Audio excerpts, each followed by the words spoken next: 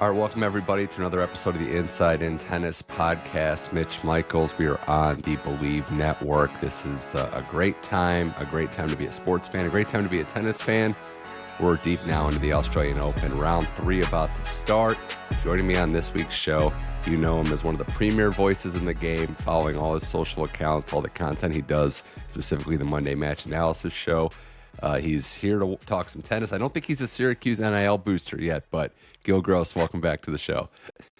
I'll tell you, we need the NIL boosters, so hopefully I can blow up in some way and start to help out my alma mater with a much needed bag, Mitch. Yeah, but it's great to be here as always, and pumped to talk some Aussie. Yeah, had to sneak that one in there. We know it's tennis time, but we got to just, ease into this. And I will say it's every year. The first major is always the wonky hours in America. There's so many storylines. There's so many great matches to talk about. And we're just going to rip through a bunch of the best ones and probably leave some out, but that's just how it goes. But starting with this, how much sleep have you gotten? And what's your caffeine intake like these days? I've got my coffee right here. I've been good until last night with the 10 p.m. coffee, and I just haven't needed it, so I haven't done it. And then last night I needed it, so we are officially on the 10 p.m. coffee train. It's better for us on the West Coast than the East Coast, so I do try to complain not as much because if we stay up, and this is my strategy, Mitch, if I stay up until 3, 4 a.m., sometimes 5, then I've watched almost all of the tennis. And in this case, second night match on, that's the one that I lose. I just don't watch second night match on. Okay. And last night, that kind of stinks. Yeah, it's better than the East Coast, Midwest even, most of the time. But I would say last night would be the time when you have these marathon matches and it stacks up. Medvedev Tien, which we'll get to in a second, that was something, but it also takes longer matches going in. I actually thought it was funny, right? The schedule last night, and it's always random, and there's criticisms. Djokovic, Alcaraz playing at the same time, but it was just loaded, especially on the men's side in that last match of the day session. I can't remember seeing that many quality matches early at the same time to end a day session. Yeah, and you know me, I'm not somebody who, I like to watch these matches pretty carefully, and my theory genuinely is that it is impossible to go past 2 matches at once and actually understand what's happening or what's going on. I just don't. 2, I think, is doable. I can watch 2 matches at one time and feel like, okay, I can make a case for analyzing both of these matches in detail. Once you hit 3, no. Yeah, everybody wants a tennis red zone, but they realize tennis is so different and there's just so much going on. Sometimes off court, sometimes in the post-match interview. So you don't really know what's happening until you really methodically look at it. Well, a lot of places to start, Gil, and we're going to rip through them all. We're into round 3. There's been some upsets. There's been some highlights. There's been some favorites that are just chugging right along under the radar even, but the last match was Learner Tien winning that against Daniil Medvedev. The 5 seed is out for Lerner, and I have a bigger point I want to make about this next gen, this younger generation, but what Lerner was able to do in that match, his ball striking, the lefty power, the ability to stay in the rally tolerance, winning against Medvedev is a foreign concept. But Gil, the maturity of losing a third set when everybody out there is thinking, here comes the Medvedev push, he's going to win in 5, late night Aussie like he does, to win in the 5th set and to win by, having Medvedev serve for the match. It was very, very impressive to see the composure, to see the physical endurance, and to see the fight that this kid had against a Grand Slam champion and someone who's been there literally just a year ago. Yeah, he beat Medvedev in Medvedev's game from the looks of it, and, you could kind of get that by the beginning of the match, and I'm sure it continued till the end. And I ended up pulling the ripcord after set 3. And I'm going to be watching, or no, it was after the 3rd set. Tien almost won this in straights, but it was sort of the clash of, okay, he doesn't have huge baseline power. Medvedev doesn't have huge baseline power. These guys are going to move the ball around the court. They're both really, really fast. They're both really, really consistent. So you have the kind of, your long, brutalizing physical rallies.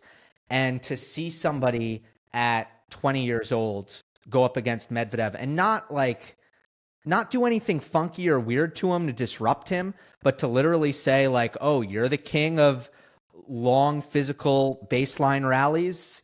Okay, like, no, I'll meet you there and I will beat you there. That's what I think is so incredible.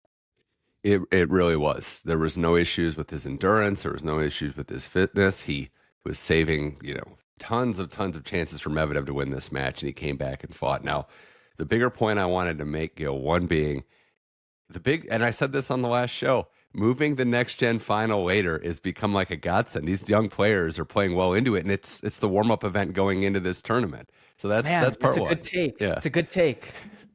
Right, just riding right into it. We're seeing it with a lot of these players where it's not preseason; it's like the warm up going into it, and I just think that's been something to said. The other thing too that I wanted to bring up, Gil, is that there's a lot to be said, and you can go across to other sports about learning how to win and learning how to be mature on the court. He was playing Lerner was playing challenger events last year, and he wasn't even playing like the top. We can get into the weeds, but not even the best challenger events in a lot of sides. But he learned how to win. He learned how to be mature, and he learned how to be a professional.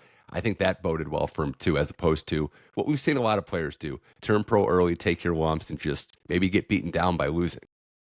Yes, and not being impatient with the process and expecting too much too soon and all that stuff. By the way, Joao Fonseca, he turned down wild cards at Indian Wells in Miami this year. He said no thank you. He was offered them. And he just didn't think he was ready to win at that level. He didn't want to change surfaces and then go back to the clay. He wanted to just take it one step at a time. So he did it too. Lerner did it. Last night was really fun, and I think we had the same thing with Fonseca. And by the way, all throughout the tournament, from Jaime Faria, and like there have been so many lower ranked players outside the top 100 who have just looked great and put on displays that have been really, really awesome. But in the case of Fonseca, 13 match win streak coming into the Rublev match, but had never played a top player. So he was dominating guys. He wasn't even losing sets, but it's like, okay, here's your step up in competition. What is it going to look like? I think with Tien, that's the storyline coming into this year. You raked at the challenger level, but you look at the guy, he's 5'11". He's not extremely explosive. He doesn't hit the ball as big. He's not kind of jump off the screen speedster. So there's skepticism there, Mitch. Like you look at him and it's okay, what you're doing at the challenger level at 19 and 20, unbelievably impressive, but there's some skepticism. What is this going to translate? And man, this is a fantastic start to answering that question in the affirmative. I want to get to Fonseca next, but just quickly on Medvedev, Gil, because we're going to just try to cover a lot. Yeah. The first match, he didn't look great. Obviously, destroyed the camera, was a little off. We've seen Medvedev snap back and going on deep runs. Where are we at with him now? Is this going to be a key setback? Do you think this is going to take a lot out of him, or would you not be surprised if the next time we see him Dubai or wherever, he looks like the same old successful Medvedev? It depends what the preparation looked like here, right? He and his wife welcomed the second child into the world not too long before the Australian Open. Daniil arrived in Australia late. He didn't play any warm-ups, and he seemed beat down at the end of 2024. If like you remember his state in Turin, it seemed like the guy needed 2 weeks on the beach. So did he take 2 weeks on the beach? Then the kid came up, and he just didn't have a great offseason where he was able to grind and get ready. That is very possible, in which case you look at this result and you say, okay, it's kind of, you'll build up. You weren't able to hit the ground running because of scheduling stuff, but you can build up and there's nothing to worry about. But frankly, like long term, no, I had concerns before this year started. And I predicted him. Did you see where I predicted him? Top 10? Yeah, I can't go off the top of my head, but I do know, like, there are concerns. And I think I did see that you said that you were impressed. Even match one wasn't great, but the serving was a little bigger. So I guess my follow-up would be, is he trying to retool game? Is he going to sacrifice short-term losses for long-term games? Is that a scenario that we could be seeing too? He is trying very hard to adapt. And it's been really hard for him. We've seen him the last 2 years. He's changed his equipment. He's looking for more speed off the ground so that he can be more imposing and do more damage. It's just really hard for him to do. And we've seen like the big three transform their games. Like Djokovic is offensive now. He's deadly. Serve +1, short point dominance. That's going to be really hard for Daniil to do. It's just the technique, the way he's built physically. But yeah, and the serve last year, first of all, 2 straight years of clear decline in how big he's able to serve. Last year, it's an average serve, Mitch. Like statistically, it's an average serve, and people take a long time to sort of adjust their thinking. So you'll still hear comments like Medvedev, big server. No, not last year. Yeah. Well, it's true, and the hamster wheel keeps going. He said he had a long off season. It was about 4 weeks. You can't do like the Zach Morris Saved by the Bell timeout and just work on stuff. You don't really have much time. We'll move on to another young player. Joao Foncesca loses to Lorenzo Sonego in an epic 5-set match. Sonego is another guy. I mean, he was a huge underdog in this match, but if you know the sport and you follow it, he's not intimidated by these moments. The strategy was great. He wasn't going to just stand there and trade with one of these lethal ball strikers in Fonseca. You discussed this too, though, and it's a good point that I read your commentary. This is new territory for 5-setters for these young players. Fonseca hadn't played a long match like this before. As great as his potential is, he's figuring this out on his own. And this is a brutal way to do it, right? Have to play a 5-set match against a proven player in Lorenzo Sonego. He's a boy. I don't know how else to put it. He's a boy. He's not a man yet. Yeah. He's an incredible boy in terms of forehands and backhands and serves and mentality, and he can volley. Like, the skills are just way, way, way beyond his years, but his legs are still 18-year-old legs. There's a long way to go there. He is now 1-8. I just stumbled upon this stat because after he lost the second set against Sonego, I'm like, well, what precedent do we have for him playing long matches? Well, he's 1-8 now when matches extend beyond 2.5 hours. 2 hours, 28 minutes. Wow. Yeah, and there's so much that could be improved, right? As great as it's been. And the commentary was right too. I didn't realize that his movement isn't what I would call elite yet. There's still time. If he goes corner to corner, Sinner's biggest advantage, generating power corner to corners the last couple of years have been huge.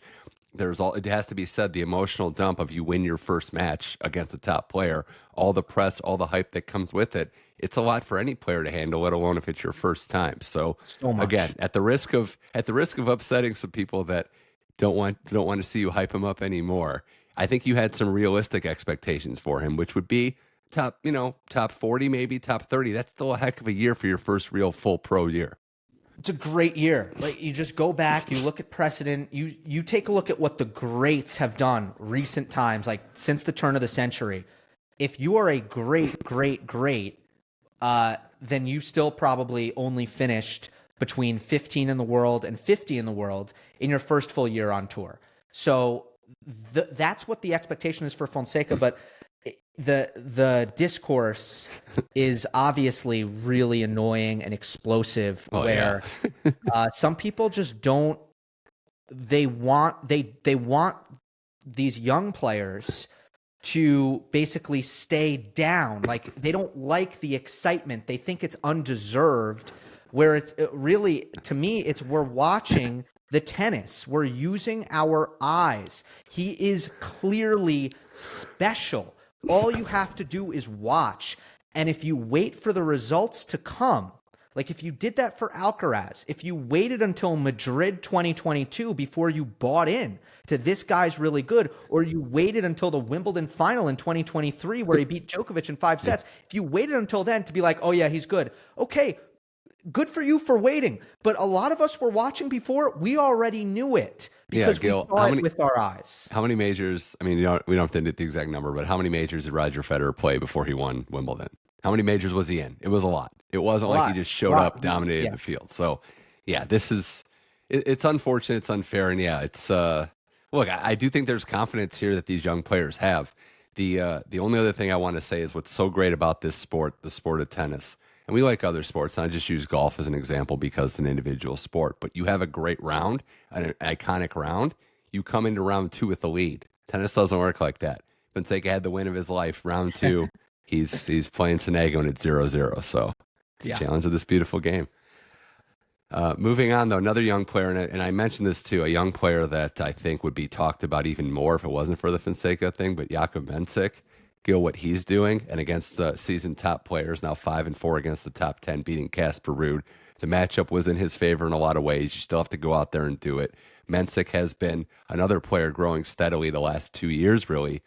What's impressed you about his growth this match and his potential in this tournament specifically and then beyond?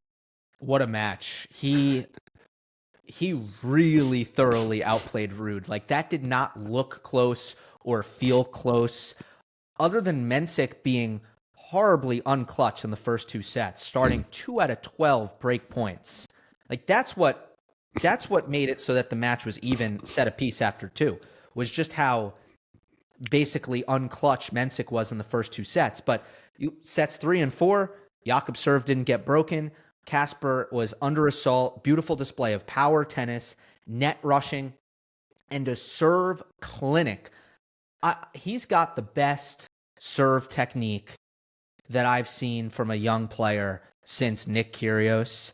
And he's got better physical tools than Nick Kyrgios. I think he can be as good a server, or will be as good a server, or better than Kyrgios. And he moves really well. I mean, you gotta love the kid. And do you know what my main concern is his forehand. Yeah. And he played really good power tennis off of his forehand after kind of a shaky start off of that wing. So he was my number 1 pick. I did a 23 and under draft with Alex Gruskin, and I took Mensik 1 and I took Fonseca 2. So not to do a victory lap, but I'm feeling good about that. What was his first pick? Just out of curiosity, or did you go first? He took Draper. Well, I mean, we could just a little tangent to Draper. I mean, it was a gutsy performance. I know Thanasi was dealing with some stuff, and it was valiant by him to just keep playing. Totally. But that was good to see Draper's body kind of standing the test. I know there's a lot to be said there, and that's not a terrible pick given what his potential is. Although I do hope he just figures out the whole money situation, like what it is and what it's worth and all.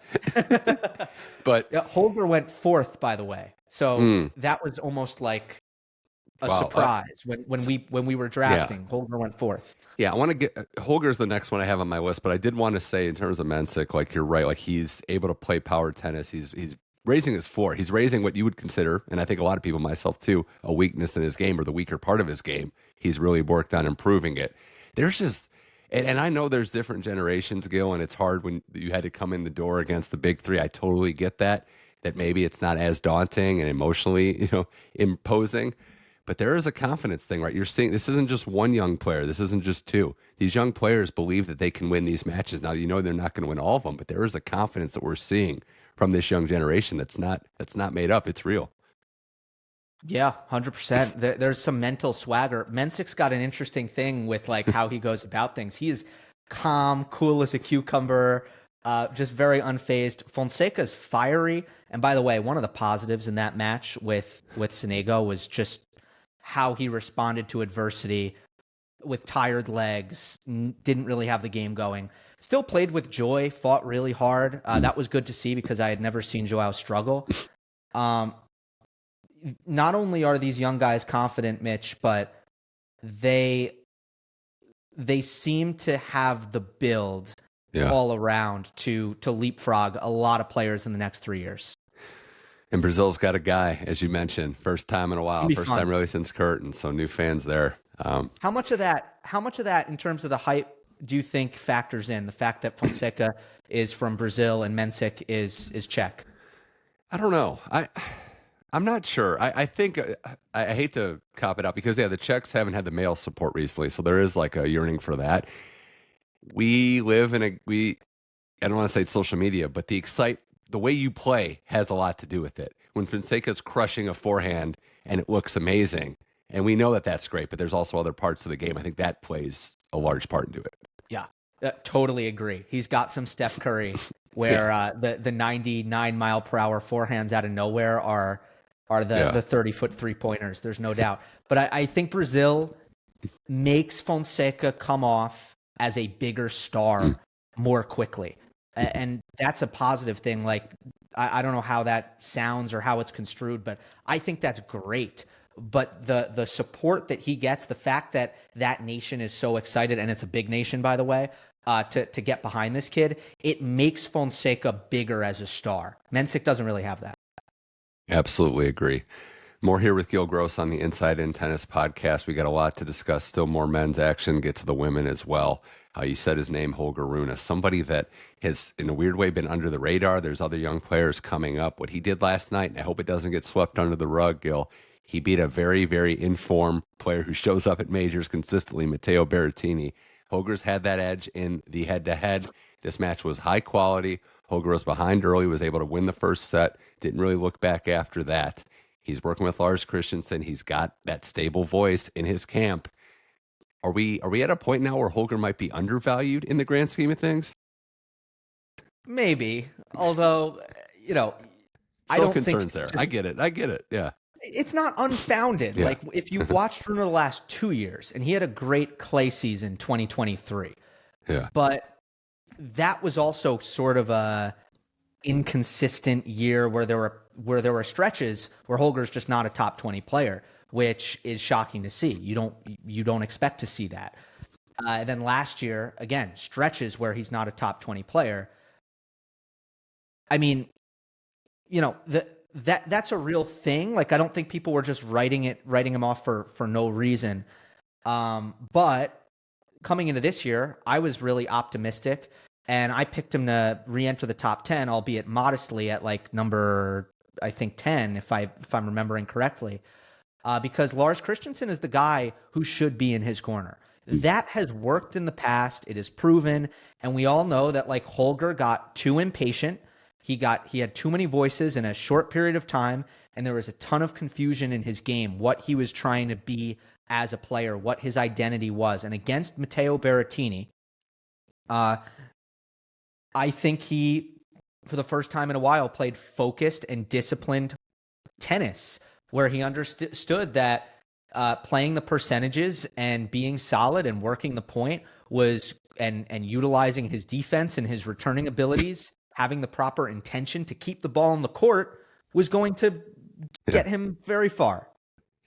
Yeah, I agree with all that. I would also add that the Lars pairing seems like it's paying dividends too, because he's doing all those things, but he's not losing his moxie. Like, he still needs to be Holger Rune. He can't be another version of himself out there. Lars is able to give him what he needs in terms of the technical side and the stability, while Holger's able to showcase everything that makes him special. Berrettini was not a slouch last night either, so that took a lot. Yeah. That was a high-quality match. I thought Berrettini was good. Again, that is the most focused and disciplined tennis I have seen Holger play in a long time. However, there were portions of the match where he did play like an idiot. And like that's the thing. And I'm just going to put it bluntly, because Holger sometimes can play like an idiot in terms of, you're going to take home run swings on first serve returns. You are going to go for winners from ridiculous positions. You might turn around the next point and decide you're going to be consistent and push a ball that was attackable.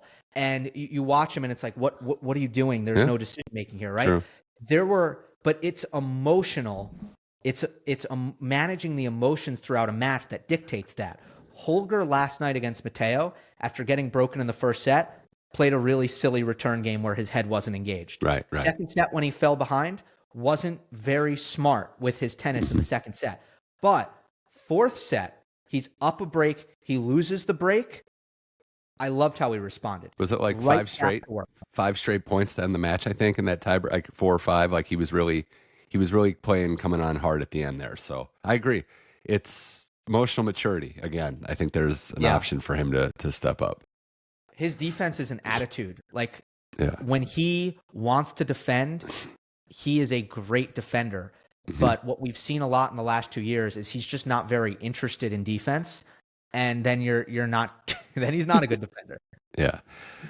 Well, we got some Americans I want to talk about too. Some good, some really good, some bad, but some general courses that they're surging. This has been a nice moment for American tennis. You have Taylor Fritz, that's just pacing the field. I know it's been steady, straightforward, Brooksby, then Garin, but he's been a phenomenal.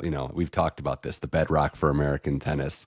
You have Tommy Paul and Ben Shelton joining him. So three of what we would call the big four get into the third round. You had Mickelson and Garon's in there, now Learner Tien. So we've got a couple Americans now surging through the Australian Open draw.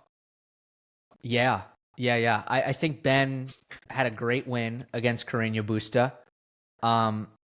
He was asked after the match, what have you worked on in the offseason? And he probably said the three things that I would have had my fingers crossed, like, please say these things. He said return, defense, movement. We've talked about Ben's break rate, his break percentage and how it needs to go up. Well, that's going to go up based on his return, backhand, and movement. And I think he's made some technical tweaks on the backhand. And then against Carreño Busta, man, he's so explosive. He overpowered PCB on a regular basis. Yeah, that's him. Tommy's kind of fought through, but then it seemed like he really found something in the match against Kay. Yeah. Tommy's got the best draw. Tommy's got a really good section. He does. Some of these sections have just been burst wide open. The guy that didn't join them, unfortunately, was Francis Tiafoe losing to Fabian Morozin. That was a match where I saw quite a bit of it as it was happening, Gil. Morozin, I am very enamored with how he plays the game. He was coming forward a lot, and there's very few matches. There's very few matches that I've watched where there's one shining example of this is when the match changed. The start of that fourth set, Tiafoe wins the third. Morozin's down a couple break points. That's it. It's fight or flight time. And Morozin saves, plays redlining tennis to end the fourth to start the fifth. It was remarkable to see his game. And when we saw him come out against Alcaraz that year, I think it was in Rome, thought it might have been a flash in the pan. I think this kid might be here to stay. Big time talent. Big time. It's a funky game, right? He doesn't hit the ball that hard. He can, but it's more about taking the ball early and finding a corner and coming forward and also hitting drop shots, which is what he initially got famous for because he drop shotted Alcaraz to pieces. Got to look at the serve because he's one of these 6'3" guys who just doesn't serve big. So I haven't looked at the 2025 numbers in detail in terms of if he's stepped it up in that department. But he is, in terms of racket skills, purely, he's phenomenal there. He gets Sonego next, and the winner is into the fourth round. So there's sections that are completely opening up as we speak. But for Tiafoe, it was another tough loss. And, I think that's part of it too, right? He wasn't feeling great at match one. Obviously, we all saw what we saw. Yeah. So much of his game, and I know how the energy is there, but if he's not 100% physically, especially given some of these tough matchups, it can be too much. And in this case, it was too much to overcome. Yeah, Fritz, it's the Fritz semifinal storyline with the match, which is a little bit, I don't know what the word is for it, but it's interesting, right? He plays the really close, emotional fourth set where he almost advanced, and then he loses the fifth, 6-love. So it's just strange, back-to-back majors you lose in that very specific fashion. But it's disappointing that the physical stuff got in the way because we've been talking about Francis. We just want him to be able to replicate at least 80 or 90% of what he has in New York, just at a couple of the other big tournaments throughout the year. And I think it's unrealistic to just expect that Francis is going to go to the Dallas 500 or he's going to show up in, Barcelona and have that same sort of engaged energy. But can you do it for the Aussie? Can you do it for Wimbledon? When, if ever, are the U.S. Open results going to bleed elsewhere on the calendar? I mean, that's what we're waiting for. Can you do it when you're not on Arthur Ashe with thousands of your supporters there? It's a fair question to ask, and we'll see. Other players, we can talk about the top contenders too. It's great this time early, like when they just buzz along. You have Sinner into round 3, Alcaraz, no, officially. Djokovic was one to talk about because he did go 4 in his second round matchup. So, we can kind of pencil in Alcaraz and Sinner for a rainy day. They're just buzzing along. But for Djokovic and for how he's looked, the age, the partnership with Murray, the games and the results through round two, where are you at, Gill, with Djokovic as he tries to win yet another major here? There have been portions of both matches where he's been outplayed, which it's okay, but he's going to have to step it up against Tomas Machac, a guy who in Tennis Abstract's ELO rating is 9th, a guy who has played many top players in the last 3 months, including Alcaraz in Shanghai, United Cup. He played Casper Ruud. He played Taylor Fritz. He didn't win those matches, but every single time he has stepped on the court with a top player in the last 3 months, Machac has looked like he belongs right there. So, I mean, I picked that as an upset before the tournament, and nothing I've seen out of Djokovic suggests that, like, right now I'm feeling like I should change it. Now, I understand it's an upset pick. It's not as if I'm going to be surprised if I'm wrong, but I'm just not fully convinced right now. Here's what I think Novak's year is going to be. I think he's going to take some time to get going. I think there's going to be some flashes and some highlights and some deep runs. And I think Wimbledon is probably going to be his biggest tournament of the year. But I don't think it's going to be consistent. I think consistent Djokovic is probably a thing of the past. Machac winning that match against Opelka was so exciting because he just chopped him down. Like, it was a great match. It was a big server versus a guy who was just fighting and battling and writing his notes down about probably how big Opelka's serve was. That's an interesting take about Djokovic too, what the year is going to look like, the consistency. I'm kind of maybe in the contrarian take of I think he's going to actually have a pretty good clay season. We kind of were robbed of what it would have looked like last year at the end of it. So that might be a surface where we see success, but it's going to be tough. I mean, we're heading into literally uncharted waters to be dominant that much into your late 30s. What does the aging out process look like? We know this guy is inhuman in a lot of ways, but he's human in a lot of ways too. He is. He's serving great. That's been the one consistency.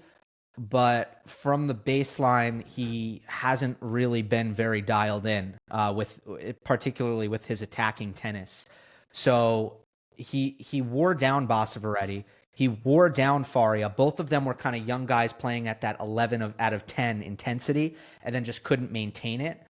But that's not going to be a path to victory later on in the tournament. Before we get to the women, and we're going to talk about matches that we like out the door, but any other men's players you want to spend some time focusing on? Any other players that stood out you think deserve worth talking about? I mean, we can move on. I would throw out a few, but yeah. No, there's stuff. I mean, Hurkacz taken out against Kecmanovic. Forehand gave him a lot of issues again. Dominated from the baseline by Kecmanovic, who was rock solid. But just like you look at the stats, it was uncompetitive from the baseline. Second serve points won, rallies over 9 shots. I thought that was interesting. I do think Alcaraz, the one thing I'd add is it's pretty impressive how clean he's been considering all the changes that he has undergone. New serve technique, new backhand take back. It's different. 5 grams added to the racket. No lead-in tournaments. So you change all these things. Yeah, bigger arms. What? You said bigger arms too. Yeah. Bigger arms. Thank you. Gotta adjust. So you're right though. It's been impressive because as you were saying, like no lead-in tournament either. This is literally it. All right, get out on the court. Try to win the career slam. Try all your new tools. Right, and he just looks comfortable. That's impressive, especially for a guy. It didn't always look like that last year. Even at the slams he won, there were always kind of early round, not always, but so much of the time, there was at least moments where Alcaraz went AWOL and looked bad and kind of did a little free fall before catching himself again. Last thing on this that I have is why do you think, because it's awesome watching it, but what gives other players problems when they play Corentin Moutet? Oh, so I did I did an analytics show with Tom Corey, who's the lead analyst at Tennis Viz, and they're in charge of, many people have probably seen it on social media, the account's called Tennis Insights. Yeah. where they have these awesome metrics about the matches and the players. And we were going over 2024 numbers, and Mute kept coming up, where at one point we were like, is this some kind of weird Mute tribute? If you dig into it, he spends the most time defending out of anyone on tour. But he is the best defender out of anyone on tour. So the entire match when you're playing Mute, you are attacking. And these pros are used to winning when they're attacking. Like, attacking is good. Attacking means I'm going to win more. And Mute, with his court coverage and his defensive wizardry, it's got to be infuriating, Mitch, because you feel like, okay, I'm attacking. I should be winning all these points. And it doesn't always play out that way. Then you look down the other side of the net, he's cheering or he's egging on the crowd or he's yelling at someone. That's like a double whammy. French fans have been showing out. It's some good, some bad. It's been interesting to see. All right, more here with Gill Gross on the Inside In Tennis podcast. We're going to switch to the women now. There's a lot to discuss there. Some notable observations early. Again, the favorites, by and large, are still advancing the way through. We've seen Iga play some really clean tennis. Coco's just steamrolling. And Gil, the other member of that three-headed monster, the two-time defending champion, Aryna Sabalenka, actually showed some fight in her last match, which, again, maybe not, the cleanest match, but to actually battle, to face adversity and handle it well when you haven't faced much was a good sign to see. So the top three on the odds makers list still just moseying along in the women's draw. Yeah, Sabalenka has become awesome mentally in slams. She handles the pressure. She stays calm. She Wouldn't it be great to say that to yourself 5 years ago, like time machine? It's incredible. It really is amazing. Coco, I think there have been moments where there's some vulnerabilities kind of still showing through. Sometimes I think the microscope there is just outsized, where she can't have a game and where she makes 3 forehand errors without, people sort of seeing it and flagging it, which is a little bit unfair. But I do think by and large, she looks great. And yeah, like, I haven't been stunned by any results on the women's side necessarily. So the way that Chinwen lost to Siegemund, I would say stunned me. Not that upset happened, but You're her right. completely. But to be honest, right, I think it's fair to say, right, there was a complete unraveling in that match. And that did stun me. I don't know that I expected that to happen. The serve issue, obviously, it's just like, again, handling success, right? This is a player now that's had the year of her, major finalist, Olympic gold medalist, coming in with some pressure, did not handle it well in the last match against a player in Siegemund that fights, but hadn't had a big win like that in a very long time. Look, I mean, you shouldn't lose to Siegemund because she can't really hurt you off the ground, not by driving the ball through you, at least. Like, she can't. And you'd expect a top player to just be able to weather the storm there. Now, she's going to come forward. She's going to chip a lot of balls. She's going to be crafty. And I think mentally that's a challenge, because as soon as you start losing to a player who is junk balling, like, is it derogatory? The reality is, this is tennis. It's variety. Like, this is not, there should be no negative connotation when it comes to what Siegemund does. No. And if you want to just, talk about it on a grander scale, Gil, like, when the top players are losing, they start junk balling, whatever you want to say. When they need a way to just throw the match in their favor, it will happen. But no, that was a tough one. Losing the points too, how she responds back. And we know this is the start of a long year, but if you start off on the wrong foot, it can be hard to catch up and keep it from snowballing. Would you say, though, that you said you weren't shocked or stunned by anything? And I think I would agree, but I wanted to know the way Naomi Osaka won these two matches. Muhova, who had her in New York, so did Caroline Garcia last year in Australia, so she avenges 2 of her major losses. Muhova was a stylistic, tough matchup for her. Loses the first set going away and then flips the script. Did that shock you? I'm sure it impressed you, but thoughts on Naomi bouncing back and suddenly looking like a real threat in round 3? Yeah, no, shock would be a lot too strong. Would be too strong, because I called some Osaka matches in Auckland, and she had a very soft draw, and then she had some health issues in the final and didn't come away with the title. So Naomi Osaka has still never won a WTA 250 title. But the body language was totally different from what we saw last year. She kind of was going through the motions last year. Not that the effort level was low. It just didn't feel, other than maybe her highlight, which was the Swiatek match. There were a lot of moments last year where it just didn't feel like she had venom. And she was on court, not necessarily competing with a ton of fire.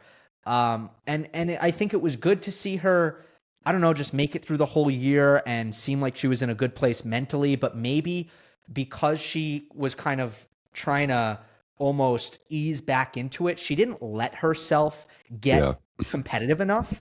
And I think she recognized that looking back, and she's like, okay, I need to go back to being a little bit more of a tiger and having some killer instinct every single point. And that's kind of what I'm seeing 2025. You know, I like tactics and stuff, and I like to deal in things more concrete than body language and vibes. But I'm sorry, like, that's the difference that I'm seeing here with Osaka. Yeah, we know you're Mr. Concrete in a lot of ways. That said, though, I'm so glad you brought this up, because there's been this revisionist history that, as great as Naomi was, that it was kind of roses en route to just dominating and crushing the field to win 4 majors. She was a fighter in a lot of that. Go look at the Australian match against Garbine Muguruza, where she's down double match point early in that tournament. There was this perception that she just played this graceful tennis and overpowered players, but didn't face adversity. She actually handled adversity very well en route to those majors. So if she has that back, and if the fitness holds up, obviously, you know, pulling the ripcord in the final against Towson up a set, you're going to have concerns, right? If you enter any tournament with an injury, there's going to be concerns. But if she's on and she has that experience that I just mentioned, I can guarantee you that these top players don't want to see her. They prefer someone else. Oh my God. I mean, Muchova is what? Probably in the top 10 for speediest players on the WTA tour. It was winner after winner. I mean, it was raining winners by Osaka in the second and the third set. The power and the precision off the ground, plus the serve, and it comes from both places. There's nowhere to hide from that barrage. And the reason why I thought Osaka was going to do better last year, I ended up kind of overshooting my expectations for Naomi.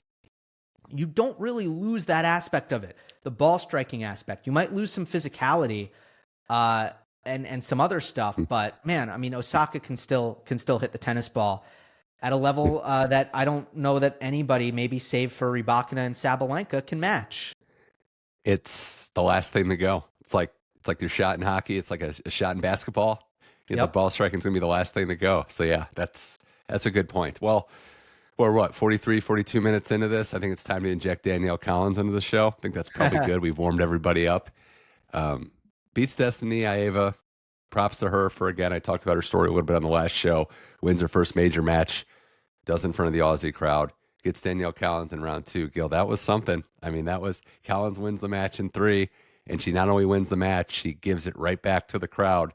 There was a moment early watching the match. Collins gets broke, double faults, up 3-2, gives a break back in the first set. The crowd cheers, and I just said, do you realize what you've done? And then we're on this course to where we are. But thoughts on that match and Danielle Collins embracing a villainous role down under? I love it. She's just being herself. And I think she knows that competitively, based on her personality, if she is out on the court feeling isolated, feel like it's Danielle against the world, and everybody's out to get her, it unlocks, I think, the mentality on the court that she actually likes and is looking for. So I just think she's leveraging that in a way. And I love genuine, and I love characters. And you might have people who love what Danielle kind of does, might have people who dislike it. But I just think to have a one-of-a-kind, genuine character on tour is something to cherish, right? Completely agree. I love it. We love it in sports. Tennis might not be used to as much as other sports, but the counter to people that are upset with this, would you rather they didn't care? Would you rather they weren't emotionally invested? Because that, And you're right on one instance particularly. She said admittedly she needs that fire lit under her to really get after it. And you could see how much she enjoys it. You could see why coming back, which wasn't a guarantee, thriving off these moments, loving to be there. I think it's so great that she's expressly herself. And look, she does play better when she has that, when she has that motivation. I think how she handles herself, in big moments is been impressive. And look, the interviews after, she made it perfectly known, Gill, that win or lose, she's going to take that nice vacation on the Australian Open paycheck dime. So I've heard about some of those stories with Coco Vandeweghe. Can't share all of them, but there's some ski shots involved, and maybe they'll go to the Bahamas again. But she's great for the game. She's great for the sport. We need different characters. We need different personalities. And I just love the fact that we have something different in a sport that, sometimes variance isn't as known, and I think it's appreciated in this regard. Yeah, especially when it's after the match. We talked about this with Fritz. I think maybe during Roland Garros when he said, have a nice flight home to Rinderknecht, which remains hilarious. And then he was kind of shushing the French crowd. Am I confusing two different moments? I'm not sure. No, that was it. No, you are. Yeah, you are. That was Roland Garros. The Rinderknecht one was Wimbledon, where he said stuff before. Yeah. Yes. Right. Okay. Yeah. So when it comes to the French Open crowd thing, I think we talked about it then, where Taylor was totally just businesslike the entire match. He was focused on the task at hand. He had no interest in, getting distracted or making a show out of the whole, like, him versus the crowd thing. And then he won match point, and that all goes out the window. Now it's time to show your personality, to celebrate. This is the same thing, I guess, in baseball with pimping home runs. It's like, after your job is done, this is where I think we want to see right. some personality come out. I'll push back a little because she was showing it during the match too. She was. But I think it's fair because you cheer an error, you cheer a fault. Don't be surprised when the player thrives in shutting you up. And that's sports. That's sports 101. We love home and away matchups. It's kind of rare to see it in tennis, but when you have an Aussie playing in Australia or an American playing in the US, you get that dynamic. Well, look, I'm never going to apologize for liking what Danielle Collins brings to the game. I'm going to appreciate however long we have here. And, another player that the one thing you can say about her going forward, Gil, is that she's not afraid of anyone. She doesn't fear any moment. And she's not going to pretend to go through the motions, to pretend to like anyone, pretend to enjoy any moment. So, no, I'm just a fan of what she brings to the sport. Yeah, same here. Let's see how far she can take it. Madison Keys next is going to be an interesting one. Keys is another one that has always had that ability to redline. This is a popcorn third round matchup. So, there's outside of Coco, you've got Pegula, you got Keys. These other Americans are stepping up. Pegula too, like she kind of under the radar in a lot of ways, hasn't, loses that final to Keys, but after the US Open, I think she's got some stability. And I think there's another one where no one really has been bringing her name up. What else is new, right? I mean, Pegula under the radar, that's just how it always is, how it's always been. I think she's kind of proven that, she can punch up against the elite players, against the top guns. She's just worked really hard to make her serve a bigger weapon and to be more imposing off the ground. She hits way bigger than people give her credit for. It just doesn't look like it, but, for a lot of reasons. But she's got a great coaching team. I think she had a good offseason. She got healthy with the knee. I think, after the U.S. Open, she had a lot of knee issues, and that prevented her from continuing to have any kind of success at the tail end of 2024. And then Maddie Keys is on this honeymoon with her technology change. She went from, the Wilson Blade to the Yonex E-Zone, and normally this doesn't last. Like, Mitch, can you think of a player who changed rackets and it changed their career? No. And you made me think of something interesting too. The fact that Keys is a player making this move at this point, given, I don't know, the timing of it is the part where I wasn't scratching my head, but I just was like, whoa, this is bold, because it's not like she hasn't been in the mix recently either. We know we've talked about potential, but this isn't a player that's really searching for something like maybe others would be. Totally. She had a good year last season. Yeah. She just didn't play a lot of tournaments. But if you look at her win rate and her success rate, it was really good. But like her and Bjorn Fratangelo or Bjorn Key, sorry, no. Bjorn Frantangelo. Her husband, Yeah. Bjorn Frantangelo. They have been in the lab. Bjorn has been big into the tinkering with the tech, and with Wilson, they changed the string. They changed the string pattern. Like, they had just been playing around with the Wilson setup for like the last year or so. And finally they're like, well, let's try a different frame altogether. And again, honeymoon phase, because the whole idea that you're going to change a racket and it's going to make you better. I think we've just seen over the course of time that that's not a real thing. That's not going to happen. But right now, I think that's in her head. I think she feels like she can't miss with this new magical racket. And as long as that lasts, and it will have an expiration, as long as that lasts, you milk it for whatever it's worth. You certainly do. You certainly do. I can't wait to see the other American that we can't forget about. Road less traveled, hard yards, hard way to do it. But Emma Navarro, that's now 2 matches, Gill, where she wins in 3 deep sets, down a break in both matches. Peyton Stern, the match against Wang Ziyu recently. But Navarro showing that the fitness test is not a question with her. And she's got a lot of hunger in her moment, in her game, and in her ability to stay in the fight, despite what that chill demeanor says. I'm a Navarro, building on last year's success. I'm buying the stock that she could be a major, a prominent member of the WTA top 10 going forward. Oh, yeah, I'm buying that. She's not, I don't know that she's feeling her game right now. It doesn't seem like it, but she's going to still try to win these matches with whatever she has. And you're right, she's cold as ice in terms of her, the way that she goes about competing. The composure is always 10 out of 10. And so is the desire to suffer on the court. She'll play long rallies. She'll defend really, really hard. And that's the kind of thing that doesn't go away.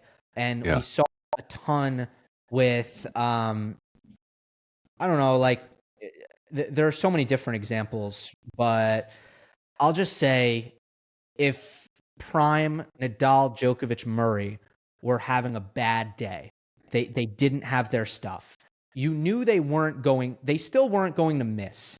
A bad day just meant maybe they could not be as offensive, or they couldn't be as clinical in attack, but they weren't just going to give you errors and that's how you were going to win. You still had to earn it. Yeah. Emma is 100% in that ilk, where she's got great defensive capabilities and great movement. Yeah. And even on a bad day, you move well. Like, unless some weird stuff is going on, your movement is always going to be there. Your mental is always going to be there. So she always is going to bring it, even on a bad day. Well, before we wind this down with Gill Gross here on the Inside in Tennis podcast, a grab bag of players that I think deserve a shout out on the women's side for what they've been able to do early. We've got Emma Raducanu in round 3. She's been performing admirably, to say the least. Diana Schneider, another one that's just kind of captivating. And the Eva Lee story was one I had to mention too. Lucky loser, about to leave Australia, bon voyage, comes back now into round 3. And doing it the hard way too, with some heavy matchups. So some players that kind of tip your cap to on the women's side for getting it done. Yeah, Lisa's ultra talented. She's got health complications similar to Danielle Collins. I actually think they have the same condition, endometriosis.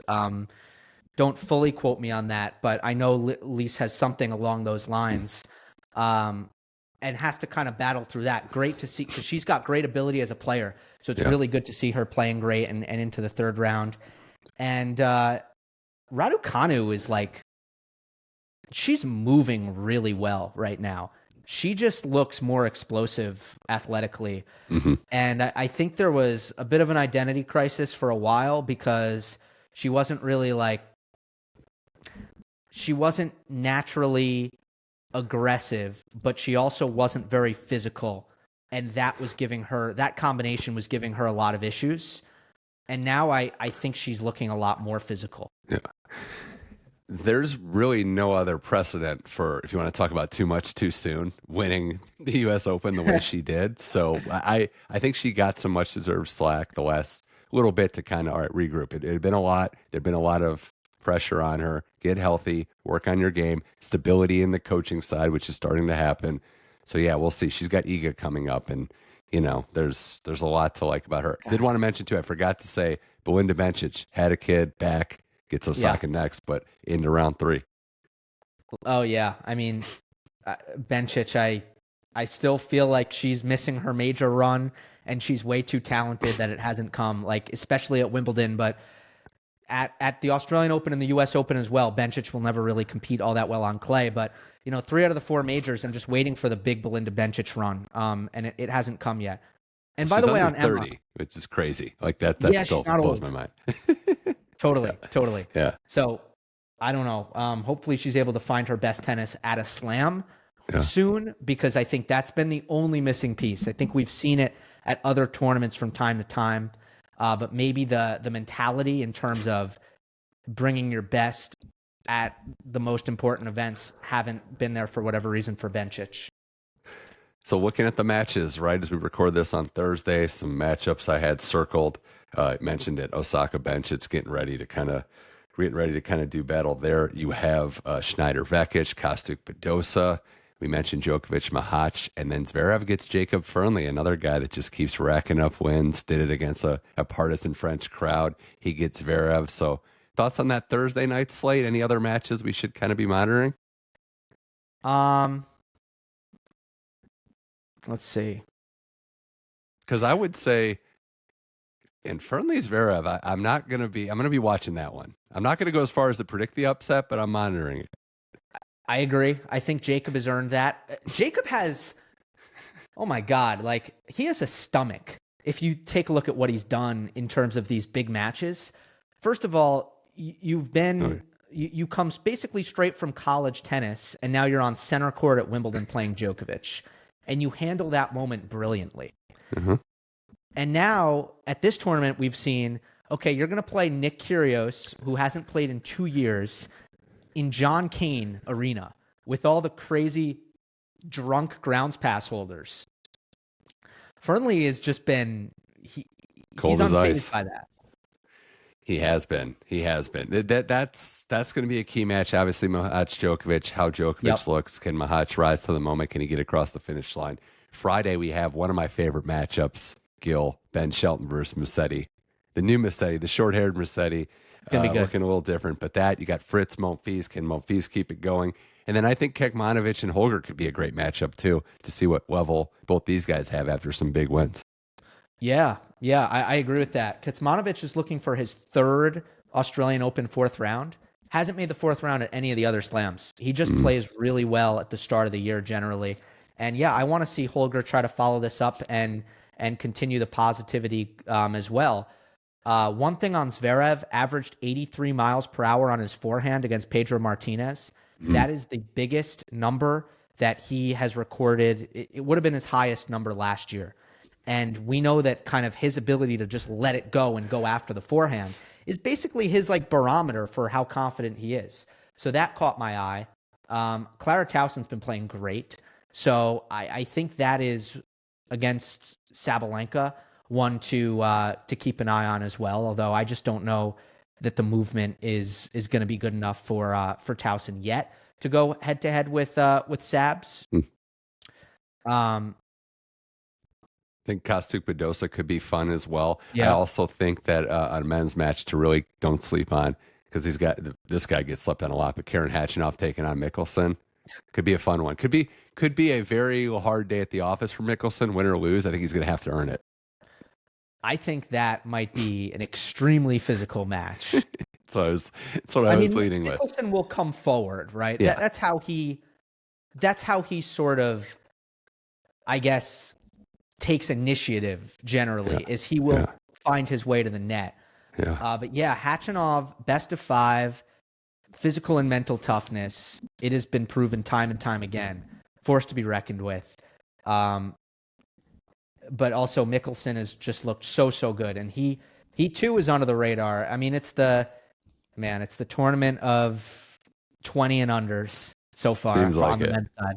Seems like it. Well, Gill, this has been a blast. I appreciate you spending some time here on the Inside In Tennis podcast. We've gone back a lot doing these shows. It's a lot of fun. I know the audience. I speak for the audience saying it's fun to learn some things from how you translate the game and speak on it and, study it religiously too. What else do you got going on? Where else can we find you? I know the Monday Match Analysis and your YouTube channel, which is already insanely popular, is just buzzing during this tournament. I'll plug the IG because I've been kind of trying to have a presence on that platform for the first time in 2025. It's a New Year's resolution. So I've been doing some short form content stuff on that, not just posting clips from the pod. There's stuff that goes up on Instagram that is not pulled from my YouTube whatsoever, and it's completely original. So at Gill Gross _ is the Instagram, and that's what I will take this wonderful opportunity to plug. Mitch, love talking tennis with you on the Inside In podcast, as always. He's a man of the people. That's Gill Gross. Support what he does. Support this show. Always enjoy talking to him. We're on the Believe Network, the Inside In Tennis podcast. You can subscribe on Apple, Spotify, iHeart, wherever you get your podcasts. And check out my YouTube channel, Mitch Michals' YouTube channel, for video episodes as well. We've got promos. We've got things coming down the pipe. We've got a couple episodes next week. The Australian Open is ramping up along. Excited to have you here watching it on Inside In the Tennis podcast, or listening if you choose to do that as well. So thanks to Gill Gross. Thanks to everybody out there listening. My name is Mitch Michals. This was the Inside In Tennis podcast. We'll talk to you soon. Enjoy the tennis, everyone.